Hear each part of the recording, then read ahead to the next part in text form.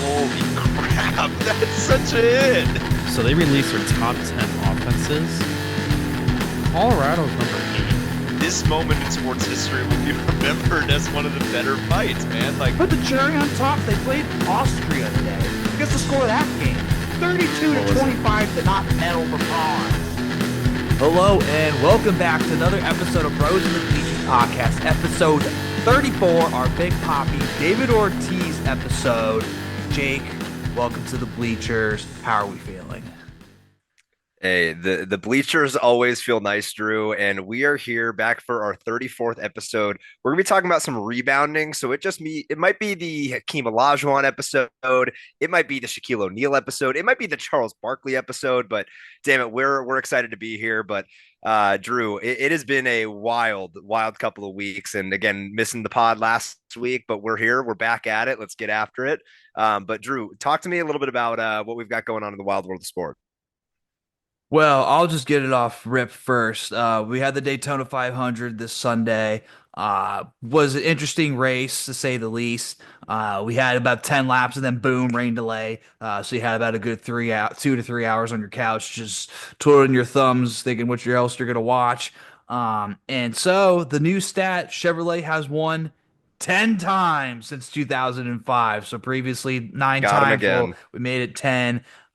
William Byron ended up winning the race in a freaking just absolute wreck on the last lap, but I'll get to that in just shortly.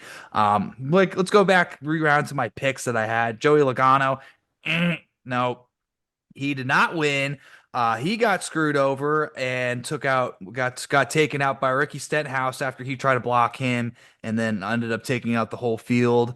And then Christopher Bell to then Ryan Preece, who did a fucking a bear roll midair. And I texted Matt this. I'm gonna Saw throw it that. up. I'm gonna throw it up. I texted Matt because he picked Ryan Preece to win the race, and I said Ryan Preece is gonna wreck. And what do you know it? He wrecked.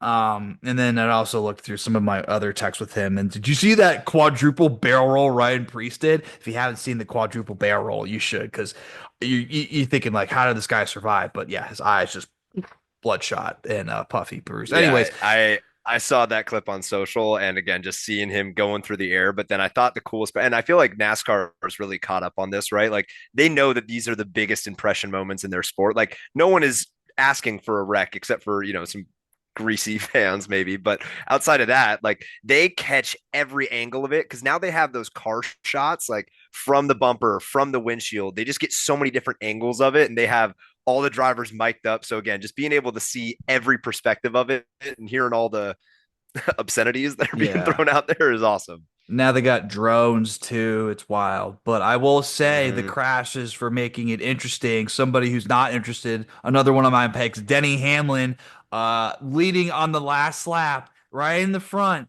And then Cole Custer gets pushed out on the outside lane in second, tries to block back. Crash. Yeah, just everything happening at once. They didn't throw a caution, which I was surprised because usually they throw a yellow checkered for caution, so people don't wreck. But they're like, you know what? Screw it. Everybody stay in the gas. Get whatever spots you want. And Get her then done. yeah, William Byron ended up winning, but Denny Hamlin was extremely pissed off. He was actually on his own podcast saying how he's losing his love for the sport and how it's just all luck. There's no all the cars have too much downforce. It's not really back in the day when he was coming up. It was like a nice heavy car, really hard to handle. And so he's just really pissed off about that. Just a wreck fest and see who can win a wreck fest. But Drew, that's do you think why. that's a valid do you think it's a valid argument? I guess in terms of it being like a lighter car now? Like is it almost like too equal of a field now? Like versus it being like, something Oh, about it's engineering back in. he was saying there's at least 30 cars that are can win the field when back in the day it was probably like maybe a handful, like 10 that could win every week, and then at least like three that would just dominate. Um, depending. So it's even worse than a crapshoot at this point. Like you're talking Yeah, probably like a roulette. It's like a roulette spin almost of like, it hey, like let's is. just see what. Yeah, it's all right. I mean, damn, that's eek. Denny was saying how it physically looks appealing on TV, and it does. I mean, I love seeing three wide, 15 rows deep. Nothing better, not a better picture for NASCAR. But yeah, he's not wrong to where he's saying that it's the racing's been taken out of it because the horsepower's been taken down dramatically from like what used to be 1,000 all the way down to like 650. A lot Mhm. more downforce of the cars like hugging the pavement. So yeah, it's interesting. So that's why I'm picking him for next week to win Atlanta or this Sunday, I think. Yeah.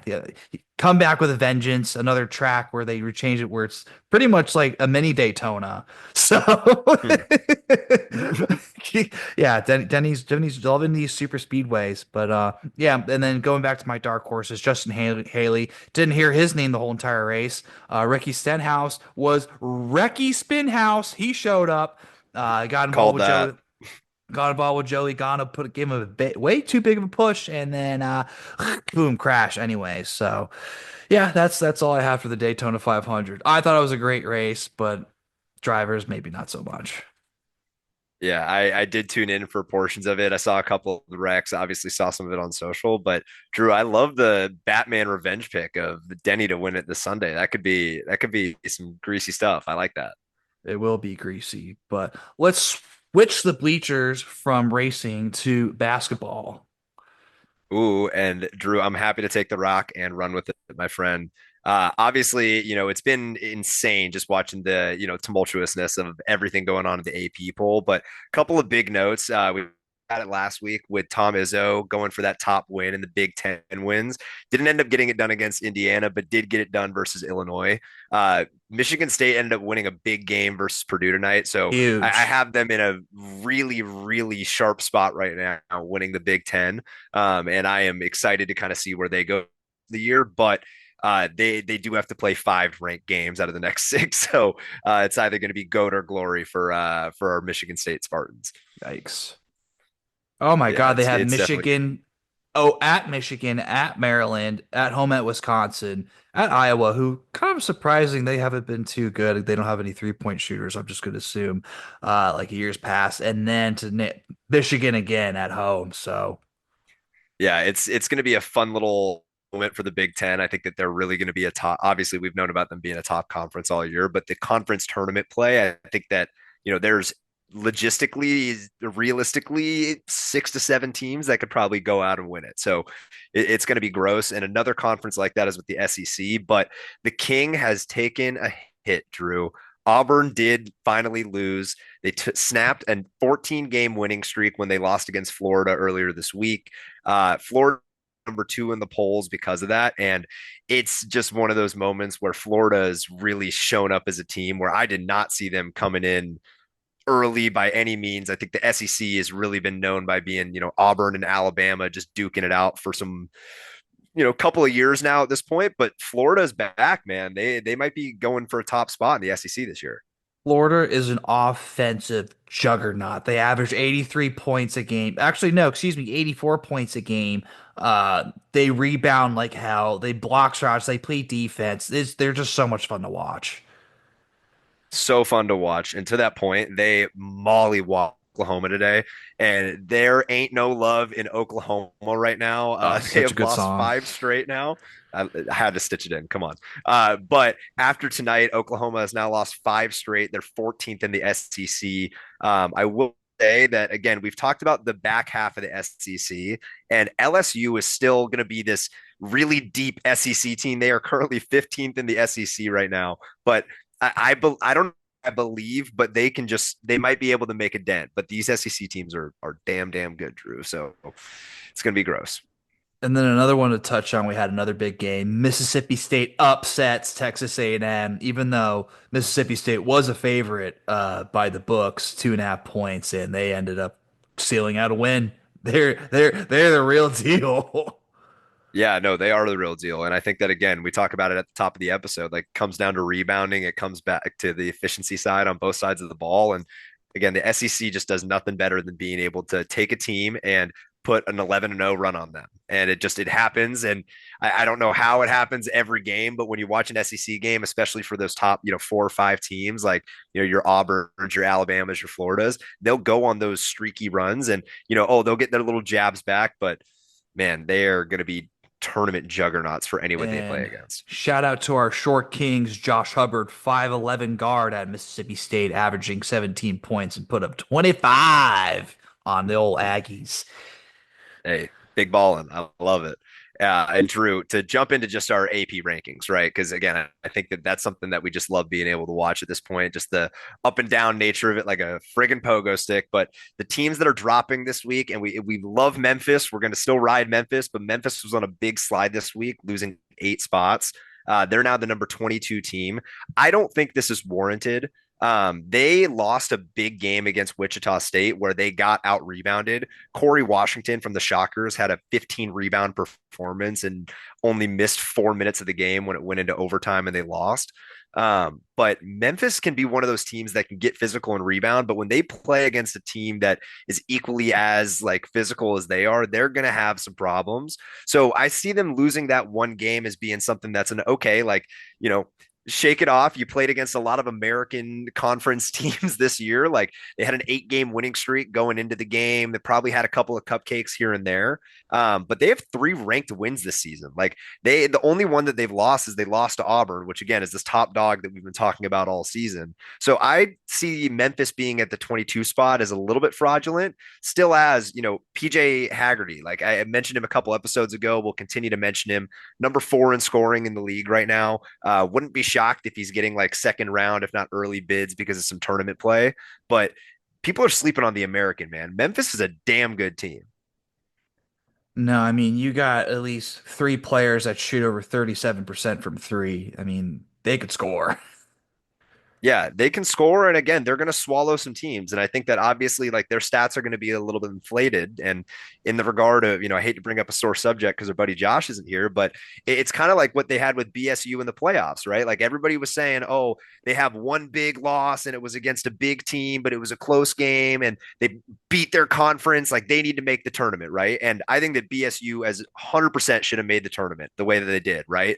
But I think that this is something where people are probably not seeing it in the basketball world. And I don't know. I just see Memphis as being one of those teams that is going to be like our little engine that could, hopefully. Like I see them jabbing a lot in the tournament. I'm sure the committee will put them as a 9 seed in like the South or something. Right. They're going to absolutely dog them. It's going to be some 8-9 matchup, right? But I don't know. We'll see. But another team that dropped this week, Drew, is Purdue. And Purdue dropping 6 spots to the number 13 team. This is the first time that they've had a 3-game losing streak in 5 seasons. Oh, what Purdue a is stat. like that. Dude, Purdue is a damn good quality team, but they have not lost 3 games like that. So that just goes to show you how competitive the Big Ten is right now, right? And I think it should be noted that all of those losses are against ranked opponents that are in the Big Ten. So like these aren't cupcake games anymore, right? Like I remember, probably 5, 6 years ago when you're, glorifying Pac-12 basketball and you got to play, Washington State and you're still able to beat them by 30 points. And you're like, yes. But there's like opportunities where now in the Big Ten, for this Purdue team, they lost at Michigan, 2 points on the road, Wisconsin at home, where John Tanji is putting up 32 points on them. They don't really look like the same Purdue team that they've had in the past, but I don't want to sleep on them all too much because, again, they can really be a, get in your face, get some steals, really drive that kind of 9, 11 point run in their favor and completely swing a game. Led by Braden Smith, Fletcher Lawyer, they've got a good team.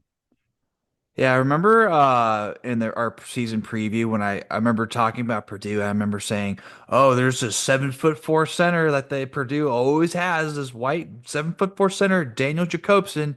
Yeah, he's played 2 games. I'm guessing he's hurt. So I don't know who's the next tallest player on this roster because Purdue always feasts when they have a nice big tall forward center to help them anchor the defensive paint. Yep. So. Yeah, and I think that that is maybe something that's missing, right? Like obviously they had an anchor in Zach Edey for I believe it was all of the years in his college career. So let's call it a good 4, right?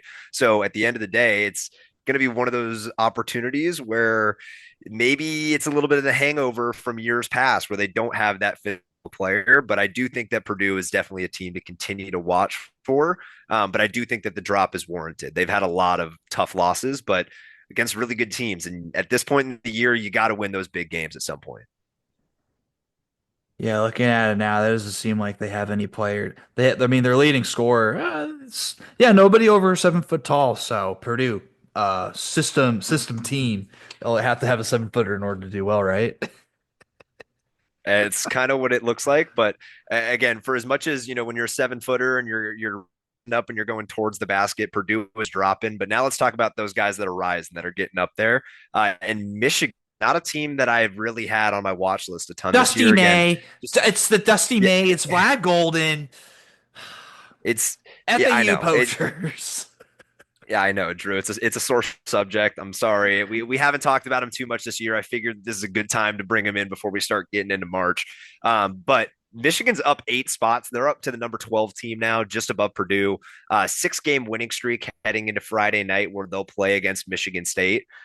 Which is not quite the battle of the Paul Bunyan Trophy, but let's give college basketball its damn respect. You know what I mean? Like it's going to be a dogfight, but they're the current leader of the Big Ten, and that game will then be the deciding factor between who's walking out of the weekend with the title of the Big Ten. Maybe, I don't know. We'll see, because Michigan State is right beneath them. Man, I would love to see Michigan State just take a jab at them, because Michigan is 12-0 at home. So just the love of all of that would just be that's it. And I don't want anybody to think that I'm like out here as like a big Michigan State fan. I just think that, I like leaning into the rivalries, especially with college basketball. You just like yourself a good blue blood. I do. I just nice little jab match on a random day, but Saturday night that'll be a great match to watch for. But back to Michigan, and Michigan's led by Danny Wolf. Danny Wolf, again, Drew, to your point on that 7 foot center, they've got him, and he's from Glencoe, Illinois, and he's a badass because he's 12th in the nation in rebounding. He's at 10 a game right now, so again, very even number. Love that. But I think that the cool part about his stat line, and people aren't going to talk too much about it, he's got 3.6 assists per game as a center. And that gives me big Jokic vibes. Like anytime that a big man is able to distribute inside and be able to hit guys out on 3 point line and be able to get that 3 point shot instead of just getting maybe some sort of cheeky post move, go to the line, maybe don't trust your shot. I don't know. He's still putting up 15 points a game in the last 5 games. So he's been an anchor that they've been relying on for sure. I remember this SOB. I didn't realize he transferred from Yale to go to Michigan. Now it all makes sense. Wow, this is a really good team. I know, right? Yeah, they've got a lot of dogs, but Danny Wolf has definitely been their core rebounder. And again, anytime that you're in the top 15 in the nation in anything, you're doing something right. So again, it'll be fun to watch Michigan. I do think that they probably won't be the team that walks out of the Big Ten championship as the winner, but that's just me saying shit. You know what I mean? We'll see what happens. But another team that's big on the rise right now is Missouri. And again, not a team that we've been big in the basketball world and talking about. I think we just got hot on the Mizzou wagon towards the end of the football season, and it didn't really reel over to the basketball season until now. But we're here. But unlike Memphis's drop, I think that this is completely warranted. It's still maybe a little bit high, but Mizzou is a good team, man. Like I was not familiar with their game, but here we are. They had a win against Kansas in December, which I think has been kind of the core moment of the season where people had them on watch. They also had a win against Florida in January, which I think a lot of people slept on because Florida wasn't nearly as high as they are right now, obviously. But wins against Ole Miss in late January, a Mississippi State win in February, recently a couple of shaky where they lost to Tennessee on the road by 4 points, 3 points to A&M. So again, there's jabs in there, but I mean, if they continue to play hard, like they can really make a dent in the SEC, because people really just thought it was going to be the top, 2, 3 teams that were going to be absolute like championship of the SEC. Like many teams were going to make it, I think, but when it comes to the top, the jewel, the trophy, right? Like Mizzou could take a stab at it. Well, from the looks of it, they're gonna have to play a high octane Alabama team on the 19th. So literally tomorrow when this episode Yep. drops. So that'll be the true test to see whether if they're game ready to pick up really pick up and fight a actual top titan in the NCAA AA. Yeah, and it's going to be something where again, like these tournament games just continue to get nasty and nasty, or nastier and nastier week over week. But some of the stats I found on Mizzou, real quick for us, Drew, they're a top 20 scoring team. They're a top 50 3-point shooting team. They're a top 10 in steals, and they're a top 15 in point differential on the season.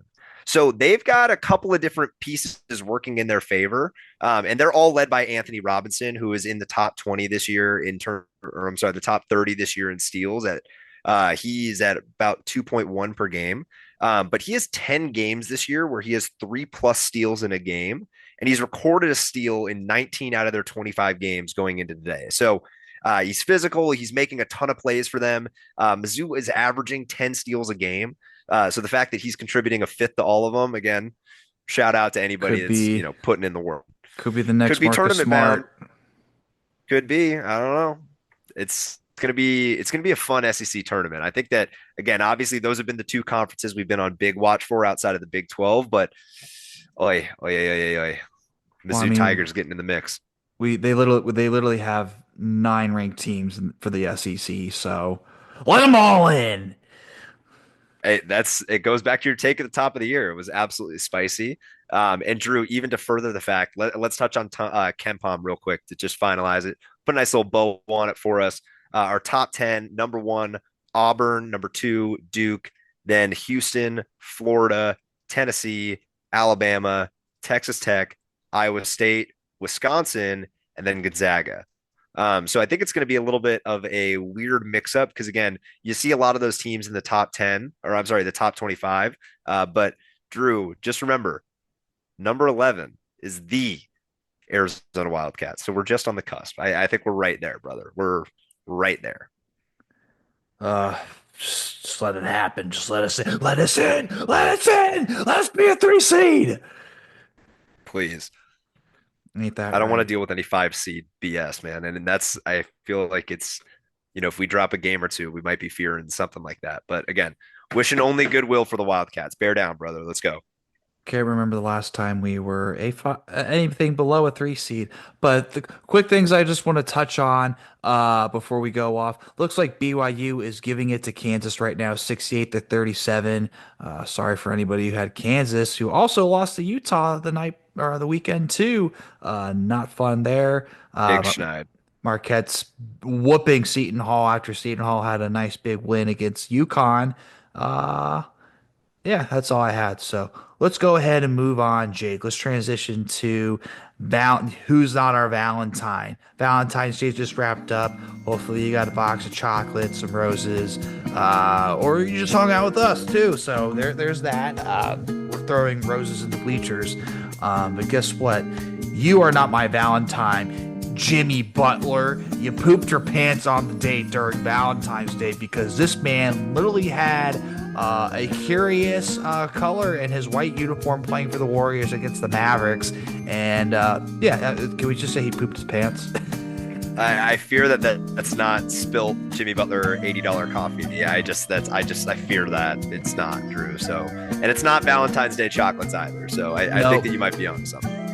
Yeah, he might have sat on a box of chocolates, and then he also proceeded to go there and just sit on the bench in those chocolate pants. So pretty gross. So Jimmy Butler, you're not my Valentine. Pretty gross. Definitely not sweet. And who is not sweet and not my Valentine is Anthony Rendon, and by proxy, the Angels, because there was it went viral this week that was showcasing the amount of time that Anthony Rendon has missed. And again, it's nothing against himself, right? Like I feel like it's very injury based. It's things that you can't control. But at the end of the day, someone on the internet found the stats. I got to read them. It's what we're here for, right? So they were comparing Anthony Rendon's 2020 to 2024 stats versus Williams' 1942 to 1946 stats. And for those that don't know, Ted Williams served in World War II, and that was for 3 of those 4 years. So again, effectively missing about the same amount of time that Anthony Rendon missed, and the numbers are just astronomically different. It's just a tough scene, and again, don't want to wish any ill will moving forward, but it doesn't look like Anthony Rendon is playing this upcoming season either. So I would love to see what that bounce back year after the war looked like for Ted Williams. That wasn't included in it, but we're on the watch. We'll dive in. I got some more things on the Angels and Anthony Rendon, too. So where they might pop up, that's gonna be for you to find out. But no, that's honestly hysterical. I mean, like literally the batting title king, Ted Williams, and then you have Tony Two Bags, who I was a fan of, and then he went to the Angels, and then kind of happy he went there because wow, that's a really bad stat for him.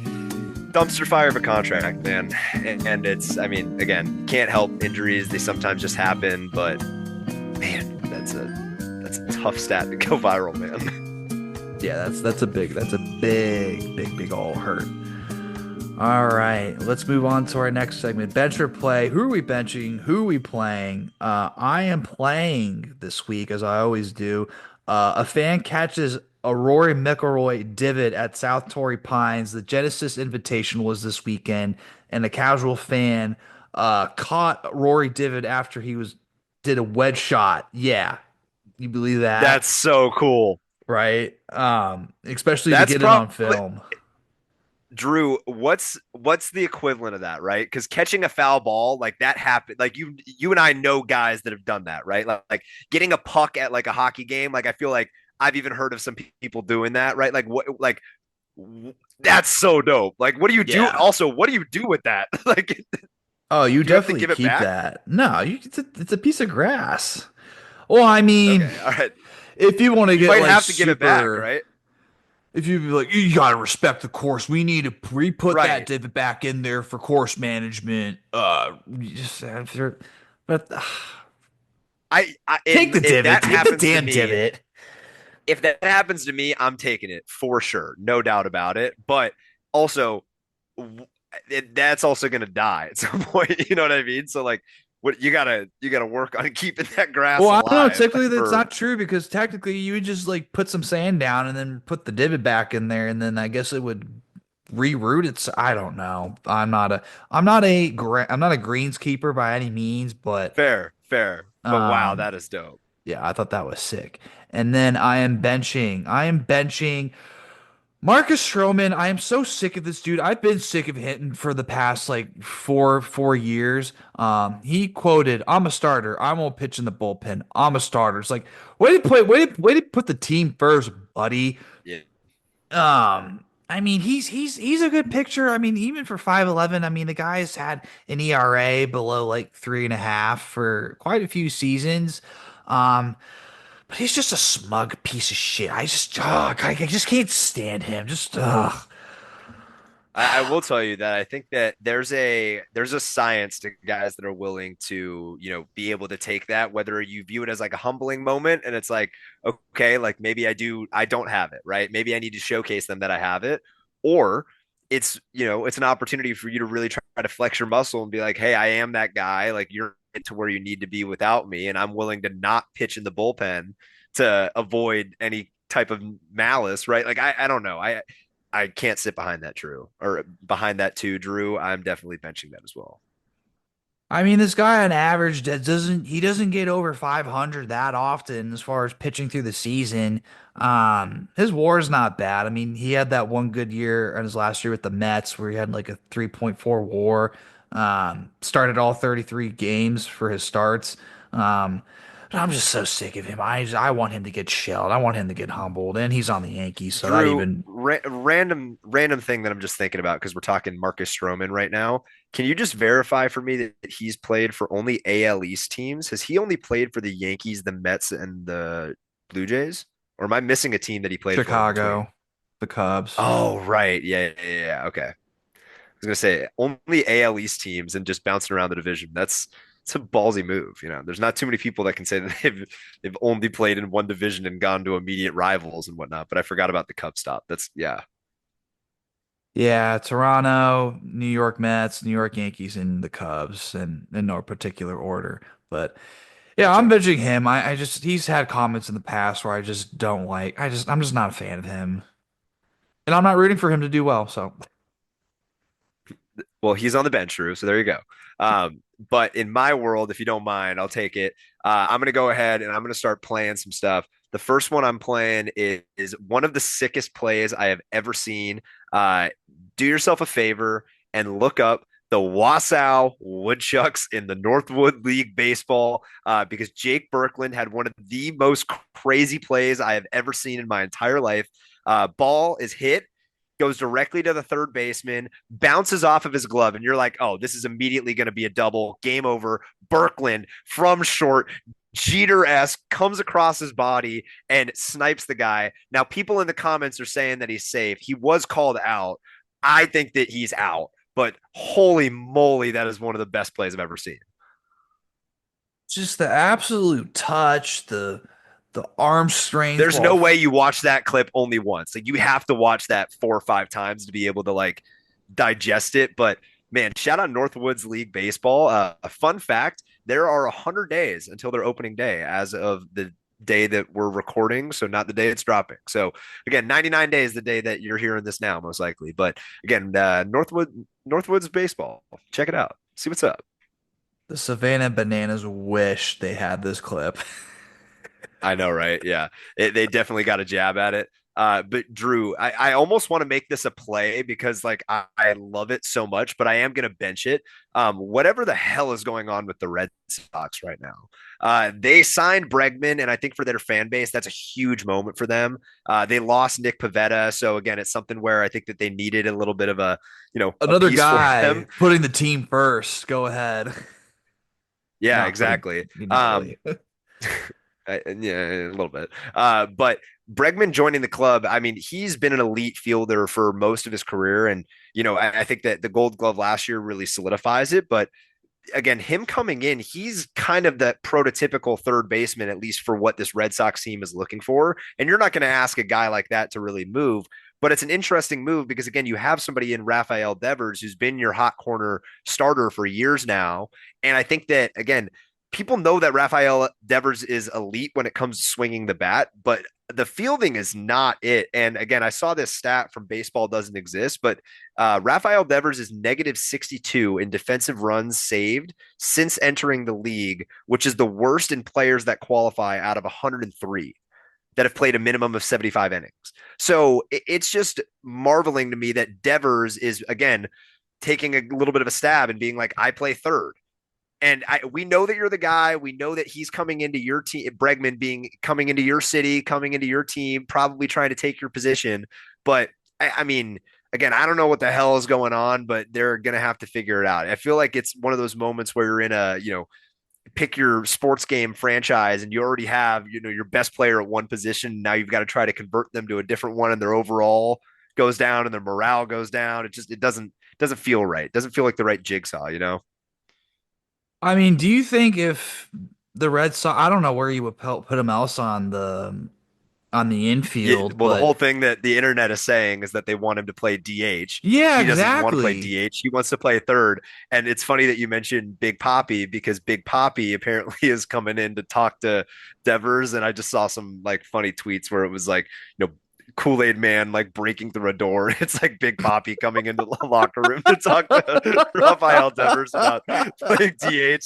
So again, like there's some there's some just crazy stuff going on in that locker room. Well, But if Big Poppy is an ambassador of it, then you kind of got to do it. well, do you think Raphael is doing this because it would considerably decrease his value for maybe an upcoming contract being as a DH instead of a position player? Well, value starts to get into a weird conversation. I mean, because going back to the fielding side of it, right? Like I'd love to say that, hey, playing third base like allows you to have, the fielding and the hitting side of the game, right? But it doesn't sound like the fielding is really helping him too much. So at the end of the day, I want to say, yeah, where there have been a ton of players that have moved to the DH and then have You know lost what? This contract guy can value pound year sand. over His year. contract isn't up until 2033. Go play DH. Go save your go. Yeah, do everybody a favor, I buddy. listen, I'm with you on it. I think that the DH argument is 100% there. I think it's 100% valid if you can show the stats behind it. So again, that's why I'm benching the whole situation, just because I think it's a little bit wacky. God forbid one of these baseball players put their swallow their pride or put their ego aside for once. Hey, Am I one of these days. wrong? Who knows? Done it plenty of times in my life, unfortunately, and I'm just not really what I wanted to either. But we're not talking about me. We're talking about Raphael not moving, wanting to go in the DA position. Big Pop, you could put him in there. But yeah, interesting enough, Tell Jake. him, Drew. Yeah, oh God, we're so excited for baseball season. We're almost back. we're gonna be ready in like a week, in less than 2 weeks.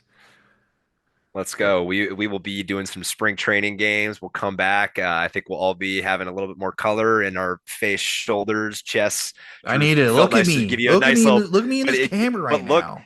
that's what I'm saying. This will be a great before and after, right? So again, we'll look at this in a couple of weeks. But if there's any players that you want us to look out for, if there's any games that you want us to tap into, feel free to let us know in the comments. Again, we're going to spring training out in Arizona, planning on hitting a couple of different spots. So would love some recommendations on some spots and some Anywhere that's games and some not players. Arizona State Baseball Park, Angel, spring training, we're not Yeah, going there. yeah, we're not Worst doing. Yeah, seats, that one's boycotted. worst seats in spring Yeah, training, most uncomfortable. yeah, we went a couple years ago. That one was not fun. Just bad timing. Bad. Yeah, just boy, Enough not great. about that. Worst or best tweet? Worst or best things we saw on the internet? So I'm going back to my honey hole and Aaron Rodgers and the New York Jets thanked him for everything he's given them for the past 2 years. And then Sleeper went the list of everything. It's Squidward holding a blank piece of paper. Oh man, dude, there's not going to be enough of the slander in that regard. But man, that's some good shit. And then speaking the one thing of the Angels and Anthony Rendon, Anthony Rendon undergoes long-term hip surgery, and the doctor recommending hip surgery to Rendon. Oh, that's so good. Oh, that's like the it's like call an ambulance, but not for me. Like, Yeah. So I thought that was oh, a great tweet. And that's all I had. oh, Drew, that's fucking class. That is good stuff. And I hope to come back with some heavy hitters here too. But I only came with best tweets here. One of them cool, one of them hysterical. Let's start with hysterical. The Iowa Wolves in minor league G League basketball, if you will, they had a game on Women's Empowerment Night, and tweeted out, "We're so sorry for losing on Women's Empowerment Night." And then it's a scene from Diary of a Wimpy Kid, and it says, "Do you have anything you want to say to women?" And it says, "I'm sorry, women." So again, Iowa doing some class minor league sports promotions right there. And then my other best tweet is, "This sentence should be illegal." This is just showing Team Canada how they scored their first goal of the Four Nations tournament. Nathan McKinnon scores on a power play assisted by Sidney Crosby, and that should be illegal. So again, I thought that was one of those things where I'm looking at it and I'm like, damn, Four Nations is kind of elite, man. Yeah, that's like hockey ultimate team. Uh First line that you have, but wasn't enough. USA! USA! USA! You free Drew. I don't think it's. I think we probably won't get flagged. Lloyd Freeber right now, damn it. Um But yeah, big game. 2 days from now, Thursday in Boston. So hopefully we can seal that. Mm-hmm. But no, very that those were some solid tweets that you brought to the table there. Hey, the bleachers had some heat this week. Ain't that right? All right, moving on to our last final segment, something different, and it's going to be just for Jake. Jake's in the hot seat. We're doing rapid fire Oh questions, man. sports related. Ooh, let's go. Some just in general, some very particular to you. So I'm going Oh to be man. curious to know how you answer these. So let's start it off, Jake. You ready? Yeah, let's do it. And All these are right. completely blind. I have no idea what I'm getting into right now, so let's run with it. All right. Rapid fire. Be known for terrific offense or lockdown defense. Which sport or any sport or Any, all any. sports? This is just general. Hmm. Any. Okay, I think it definitely sport depending, but in most sports, I think I want to be known more for my defense. I would say the only Respect. sport to know for offense would be like baseball, right? Like defense is pretty hard to be like known by, right? So again, I think that everything else, like lock down, punch him in the face, don't let him breathe. Defense for sure. Love it. Coach a big market pro team or own a small market non-major sport team. Ooh, wait, say that one more time for me. Coach a big market pro team or own a small market non-major sport team. Dang, that's a really hard one. I think that I would probably go with coaching a big place. That there's just such an electricity to it. I do think that there's probably some sort of argument to say that the landscape of NIL and like courage, like current athletics is like probably like easier said than done, right? Like it's probably a hard thing to be able to manage, but I mean, owning a smaller team, I think that would be amazing. But I think realistically, making that imprint as a coach, that's I Like got the you headset on for a coach, reason, you know? you're the manager for the New York Yankees versus like I own the Portland Timber for like Yeah, MLS. yeah. I'm going with being top dog there. All right, cool. Next question. Break a world record or win a championship? Ooh. Um, hmm.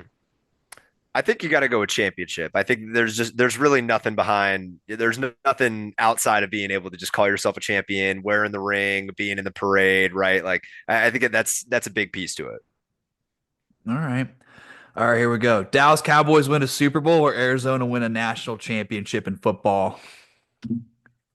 Oh, in football, oh, then it's definitely Dallas Cowboys then for sure. I Wow. no that I need for Wow. that I need for my ego. That I need for I need for a lot of different things. But I think that frankly, when it comes to like seeing Arizona football succeed, I'm with you. I'm there with you. I still think we got a lot of work to do, brother. So I I'm gonna go ahead and say Cowboys on that one. Go see your team in person or watch from the couch. Man, week over like if you're talking to me about like doing a whole like do I have to go every week season tickets? Probably not. That I would prefer to watch from my couch, but there's nothing like being able to go to the game and lean in all the way in, but I'm not doing it for event throughout the year, you know? Athlete with a long, consistent career or legendary short peak. Man, man. Legendary long career, short peaks. I No, mean, I consistent long career oh, consistent long career. Okay. or Hmm. legendary short peak. Legendary short peaks.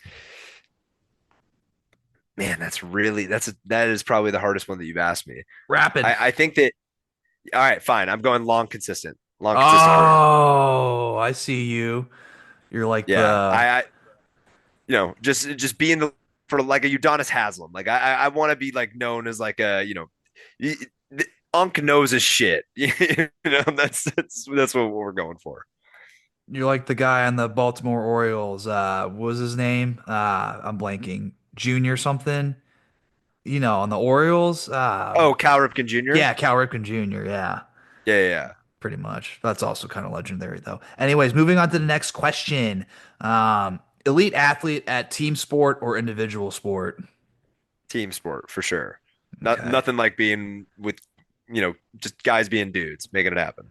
Lakers draft the next Kobe or Dallas drafts the next Brady? Probably it's got to be Cowboys again. I think that it's going to hurt to move from Dak just because of all the money that's going to be involved. But I think I, I'll take the next goat All for right, here we whatever go. it may be. I got a heartbreaker one for you. Kershaw never plays for the Dodgers. Cowboys win a Super Bowl. Sorry, one more time. Kershaw never plays for the Dodgers or Cowboys win a Super Bowl. Damn it, dude. Like never wins a Super Kershaw Bowl. Like, never puts on the Dodger white and blue, and the Cowboys would then win the Super Bowl. pretty much. No, I can't do Or that to my boy. Can't do it to my boy. whoa, He's too much of a legend. whoa. Dude, he's going to go down as one of the best Dodgers of all time, and I'm willing to put my hand on that. So, again, Clayton Kershaw, go. I was not expecting that one. Okay. Another Dallas. Dallas wins the Super Bowl, but you can never bet or watch any football ever again. This is football, like all football. Yeah, I mean, again, I think that you got to go with Dallas winning it. Like, Whoa. dude, I want it. I don't know how much more times I need to say it. I want it. All right, my last one. Roles slash history reverse. The Lakers become the Clippers or the Dodgers become the Angels? Wow, that's a great question. Um, uh, man, I mean, it would just, I mean, Laker, uh, uh, shit. Um, I feel like like Laker, Lakers, Clippers. Yeah, Lakers to Clippers instead of Dodgers to Angels. The Dodgers have been on too much of an elite run. We are built for every length of future that you can call it at this point that's feasible. You cannot be built like the Angels are, where there's not even a flicker of a candle lapse of that cave. So yeah, I'm rocking with that. And that's pretty much all I had. So I knew some of the questions you'd be not like you're more of a Dodgers and Cowboys fan than you are a Lakers Yeah. fan. But Yep. interesting to hear your answers on some of those. Dude, you had my brain fried on a few of those. That was good That's the whole stuff. I like. point. That's the whole point. Yeah. Yeah. Okay. Okay. I like that. But that'll do it for the show. And that'll wrap up the segment and the show. So thank you for everybody tuning in. Hope you enjoyed. Jake, any closing thoughts before we sign off? Well, I promise you, I will be coming back with a equally punching list of questions for next week. So get ready, my friend. Bring it on. But I think that listen, it's going to be a fun tail end of February, which leads into what I think is my favorite month outside of maybe June, day month, and that is going to be March. Right? We are getting into just the most fun time of the year. Let us know in the comments about which teams that you like to win the conference tournaments, for them to win the whole damn thing. Maybe even some sweaty kind of futures that you have put out there. But we are excited for March. We hope that you and the other bros are excited, and follow along for everything Spotify, YouTube, TikTok, Twitter, everything in between. But this has been another episode of Bros in the Bleachers Podcast. Thanks for stealing my line.